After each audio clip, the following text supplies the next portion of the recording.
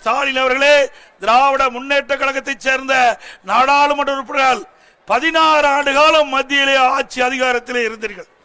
அந்த 16 ஆண்டு காலம் ஆட்சி அதிகாரத்தில் இருக்கின்ற பொழுது இந்த கச்சத்தீவு உங்களுக்கு கண்ணுக்கு தெரியவில்லையா?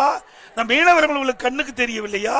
16 ஆண்டு காலம் மத்தியிலே ஆட்சி அதிகாரம் இருக்கின்ற பொழுது மத்திய அரசிடம் இருந்து கேட்டு வாங்கி கச்சத்தீவை மீட்டிருக்கலாம்.